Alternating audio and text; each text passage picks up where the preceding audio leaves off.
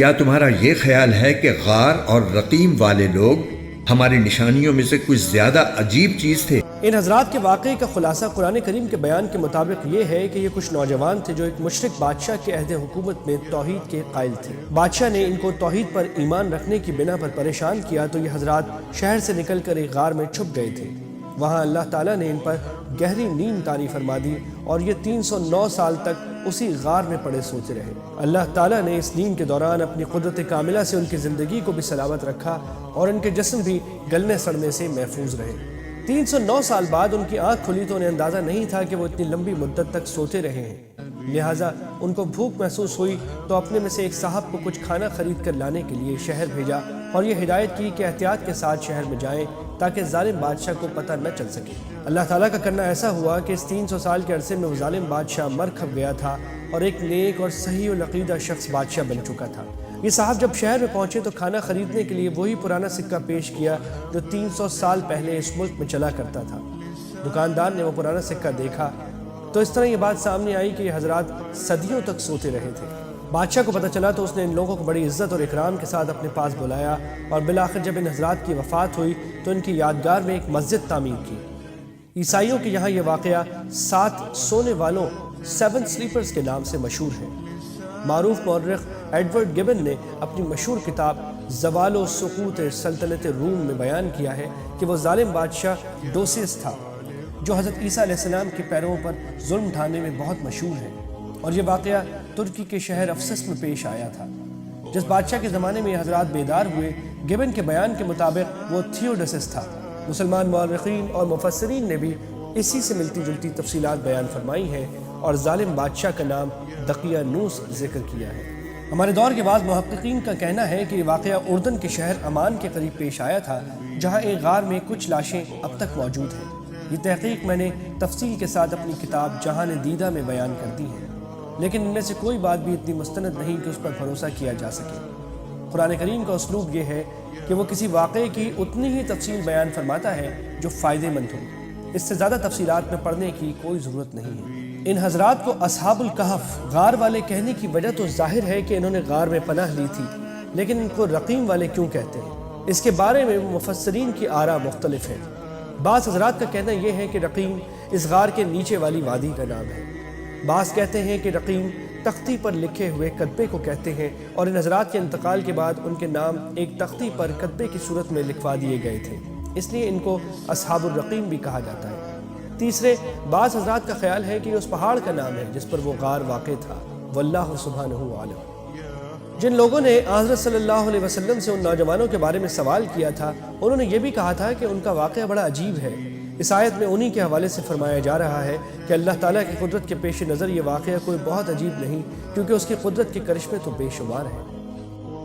چنانچہ ہم نے ان کے کانوں کو تھپکی دے کر کئی سال تک ان کو غار میں سلائے رکھا۔ کانوں پر تھپکی دینا عربی کا ایک محاورہ ہے جس کا مطلب یہ ہے کہ گہری نیند طاری کر دی۔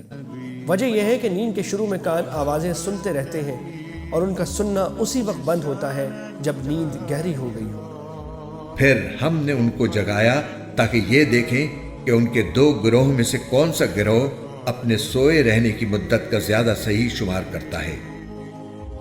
آگے آ رہا ہے کہ جب یہ لوگ بیدار ہوئے تو آپس میں گفتگو کرنے لگے کہ وہ کتنی دیر سوئے ہیں، اسی کی طرف اشارہ ہے۔ ابن کثیر کی ایک روایت سے معلوم ہوتا ہے کہ جب بادشاہ کو ان کے عقیدے کا پتہ لگا تو اس نے انہیں اپنے دربار میں طلب کر لیا اور ان سے ان کے عقیدے کے بارے میں پوچھا تو انہوں نے بڑی بے باکی سے توحید کا عقیدہ بیان کیا، جس کا آگے ہم نے ان کے دل خوب مضبوط کر دیے تھے۔ یہ اس وقت کا ذکر ہے جب وہ اٹھے اور انہوں نے کہا کہ ہمارا پروردگار وہ ہے جو تمام آسمانوں اور زمین کا مالک ہے، ہم اس کے سوا کسی کو معبود بنا کر ہرگز نہیں پکاریں گے۔ اگر ہم ایسا کریں گے تو ہم یقیناً انتہائی لغو بات کہیں گے۔ دل کی اس مضبوطی کا حوالہ اس آیت میں دیا گیا ہے۔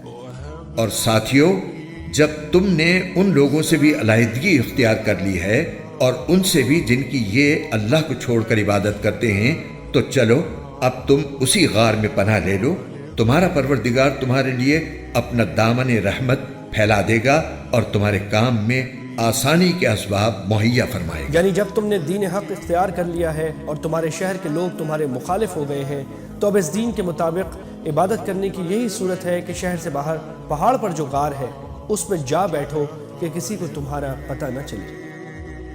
وہ غار ایسا تھا کہ تم سورج کو نکلتے وقت دیکھتے تو وہ ان کے غار سے دائیں طرف ہٹ کر نکل جاتا، اور جب غروب ہوتا تو ان سے بائیں طرف کترا کر چلا جاتا، اور وہ اس غار کے ایک کشادہ حصے میں سوئے ہوئے تھے۔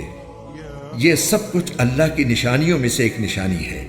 جسے اللہ ہدایت دے وہی ہدایت پاتا ہے، اور جسے وہ گمراہ رکھے اس کا تمہیں ہرگز کوئی مددگار نہیں مل سکتا جو اسے راستے پر لائے۔ اس غار کا محل وقوع کچھ ایسا تھا کہ اس میں دھوپ نہیں آتی تھی۔ طلوع آفتاب کے وقت سورج اس کی دائیں جانب ہٹ کر نکل جاتا تھا اور غروب کے وقت بائیں جانب، اور اس طرح یہ لوگ دھوپ کی تپش سے محفوظ بھی رہے، اور اس سے ان کے جسم اور کپڑے بھی خراب نہیں ہوئے، اور دھوپ کے قریب سے گزرنے کی وجہ سے گرمی کے فوائد بھی حاصل ہوتے رہے۔ یعنی ان لوگوں کا اس غار میں پناہ لینا، اتنے لمبے عرصے تک سوتے رہنا اور دھوپ سے محفوظ رہنا، یہ سب کچھ اللہ تعالیٰ کی قدرت اور حکمت کی نشانی تھی۔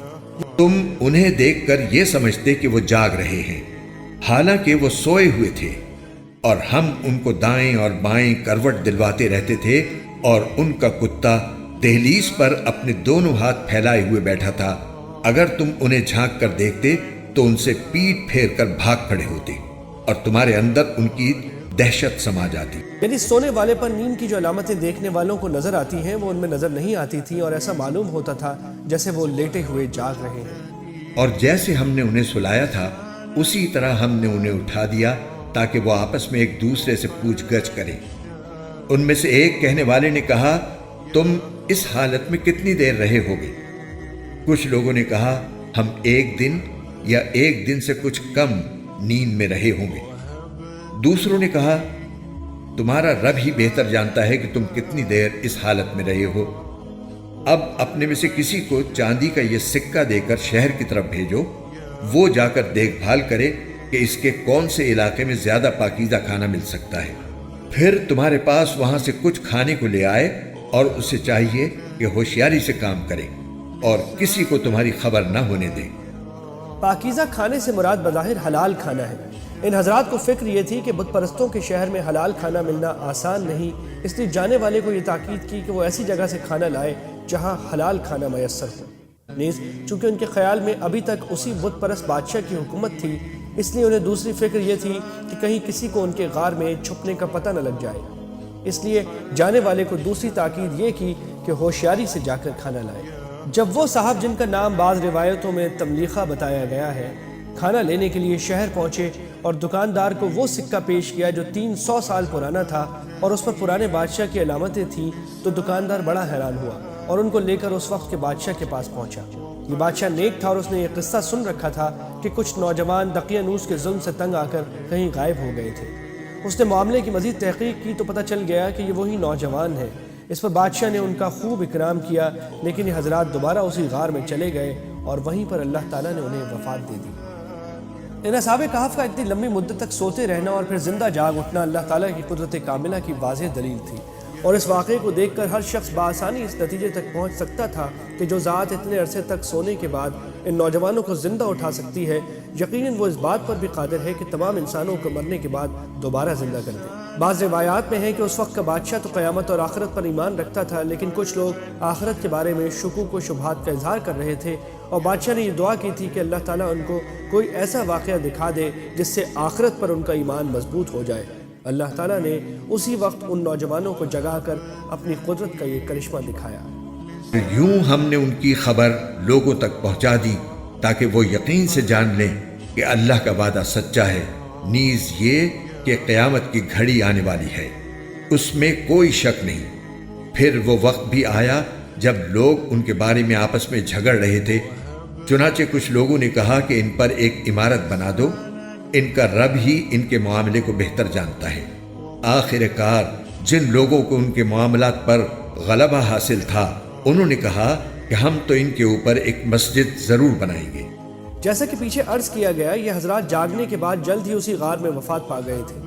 اب اللہ تعالیٰ کی قدرت کا یہ کرشمہ سامنے آیا کہ جن نوجوانوں کو کبھی اس شہر میں اپنی جان کے لالے پڑے ہوئے تھے، اب اسی شہر میں ان کی ایسی عزت ہوئی کہ لوگ ان کی یادگار میں کوئی عمارت بنانے کی فکر میں پڑ گئے، اور آخرکار جن لوگوں کو اقتدار حاصل تھا انہوں نے یہ طے کیا کہ جس غار میں ان کی وفات ہوئی ہے اسی پر ایک مسجد بنا دے۔ واضح رہے کہ عمان کے پاس جو غار دریافت ہوا ہے اس میں کھدائی کرنے سے غار کے اوپر بنی ہوئی ایک مسجد بھی برآمد ہوئی ہے۔ یہاں یہ بھی واضح رہنا چاہیے کہ ان کی وفات کی جگہ پر مسجد بنانے کی یہ تجویز اس زمانے کے اصحاب اقتدار نے دی تھی۔ قرآن کریم نے اس تجویز کی تائید نہیں فرمائی، لہٰذا اس آیت سے مقبرے بنانے یا قبروں کو عبادت گاہوں میں تبدیل کرنے کا کوئی جواز نہیں نکلتا، بلکہ حضرت صلی اللہ علیہ وسلم نے کئی احادیث میں اس عمل سے منع فرمایا ہے۔ کچھ لوگ کہیں گے کہ وہ 3 آدمی تھے اور چوتھا ان کا کتا تھا، اور کچھ کہیں گے کہ وہ 5 تھے اور چھٹا ان کا کتا تھا۔ یہ سب اٹکل کے تیر چلانے کی باتیں ہیں۔ اور کچھ کہیں گے کہ وہ 7 تھے اور 8واں ان کا کتا تھا۔ کہہ دو کہ میرا رب ہی ان کی صحیح تعداد کو جانتا ہے، تھوڑے سے لوگوں کے سوا کسی کو ان کا پورا علم نہیں، لہٰذا ان کے بارے میں سرسری گفتگو سے آگے بڑھ کر کوئی بحث نہ کرو اور نہ ان کے بارے میں کسی سے پوچھ گچھ کرو۔ روایات سے ایسا معلوم ہوتا ہے کہ جب ان حضرات کی یادگار تعمیر کرنے کی تجویز آئی تو لوگوں نے یہ بھی سوچا کہ ان کے صحیح نام اور ان کا نسب اور مذہب وغیرہ بھی اس یادگار پر لکھا جائے، لیکن چونکہ کسی کو ان کے پورے حالات معلوم نہیں تھے، اس لیے پھر ان لوگوں نے کہا کہ ان کے ٹھیک حالات تو اللہ تعالیٰ ہی بہتر جانتا ہے، لیکن ہم ان کے نسب وغیرہ کی تحقیق میں پڑے بغیر ہی ان کی یادگار بنا لیتے ہیں۔ اس آیت نے یہ مستقل سبق دے دیا کہ جس معاملے پر انسان کا کوئی عملی مسئلہ موقوف نہ ہو اس کے بارے میں خواہ مخواہ بحثیں نہیں کرنی چاہیے۔ اصحاب کہف کے واقعے میں اصل سبق لینے کی بات یہ ہے کہ انہوں نے کس طرح ناموافق حالات میں حق پر ثابت قدم رہنے کا مظاہرہ کیا، پھر اللہ تعالیٰ نے کس طرح ان کی مدد فرمائی۔ رہا یہ کہ ان کی صحیح تعداد کیا تھی، یہ کوئی ایسا مسئلہ نہیں جس پر بحث کا بازار گرم کیا جائے، لہٰذا اس میں الجھنے کے بجائے یہ ہدایت دی گئی ہے کہ اگر کوئی اس معاملے میں بحث کرنا بھی چاہے تو اسے سرسری گفتگو کر کے ٹال دو اور اپنا وقت ضائع نہ کرو۔ اور اے پیغمبر، کسی بھی کام کے بارے میں کبھی یہ نہ کہو کہ میں یہ کام کل کر لوں گا، ہاں یہ کہو کہ اللہ چاہے گا تو کر لوں گا، اور جب کبھی بھول جاؤ تو اپنے رب کو یاد کر لو اور کہو مجھے امید ہے کہ میرا رب کسی ایسی بات کی طرف میری رہنمائی کر دے جو ہدایت میں اس سے بھی زیادہ قریب ہو۔ جب حضرت صلی اللہ علیہ وسلم سے اصحاب کہف اور ذوالقرنین کے بارے میں سوال کیا گیا تھا، اس وقت آپ نے سوال کرنے والوں سے ایک طرح کا وعدہ کر لیا تھا کہ میں اس سوال کا جواب کل دوں گا۔ اس وقت آپ انشاءاللہ کہنا بھول گئے تھے اور آپ کو یہ امید تھی کہ کل تک وحی کے ذریعے آپ کو ان واقعات سے باخبر کر دیا جائے گا۔ اس واقعے کی طرف اشارہ کرتے ہوئے اللہ تعالیٰ نے مستقل ہدایت عطا فرمائی کہ کسی بھی مسلمان کو آئندہ کے بارے میں کوئی بات انشاءاللہ کہے بغیر نہیں کہنی چاہیے۔ بعض روایات سے معلوم ہوتا ہے کہ اس معاملے میں چونکہ آپ نے انشاءاللہ نہیں فرمایا تھا، اس لیے اگلے روز وحی نہیں آئی بلکہ کئی روز کے بعد وحی آئی اور اس میں یہ ہدایت بھی دی گئی۔ اگر کوئی اس میں بحث کرے تو کہہ دو کہ اللہ ہی بہتر جانتا ہے کہ وہ کتنی مدت سوتے رہے۔ آسمانوں اور زمین کے سارے بھید اسی کے علم میں ہیں، وہ کتنا دیکھنے والا اور کتنا سننے والا ہے، اس کے سوا ان کا کوئی رکھوالا نہیں ہے، اور وہ اپنی حکومت میں کسی کو شریک نہیں کرتا۔ اصحاب کہف کا واقعہ سوال کرنے والوں نے حضرت صلی اللہ علیہ وسلم کی نبوت کے دلیل کے طور پر پوچھا تھا۔ اس آیت میں فرمایا جا رہا ہے کہ اللہ تعالیٰ نے آپ کو نبوت کے اور بھی دلائل عطا فرمائے ہیں جو اصحاب کہف کا واقعہ سنانے سے بھی زیادہ واضح ہیں۔ اگرچہ اللہ تعالیٰ نے اصحاب کہف کے بارے میں یہ بتلا دیا کہ وہ غار میں 309 سال تک سوتے رہے، لیکن آگے پھر وہی بات ارشاد فرمائی کہ محض قیاسات کی بنیاد پر اس بحث میں بھی پڑھنے کی ضرورت نہیں ہے، اور اگر کوئی اس مدت سے اختلاف کرے تو یہ کہہ کر بحث کا دروازہ بند کر دو کہ اللہ تعالیٰ ہی اس مدت کو خوب جانتا ہے، اس نے جو مدت بتا دی ہے وہی درست ہے۔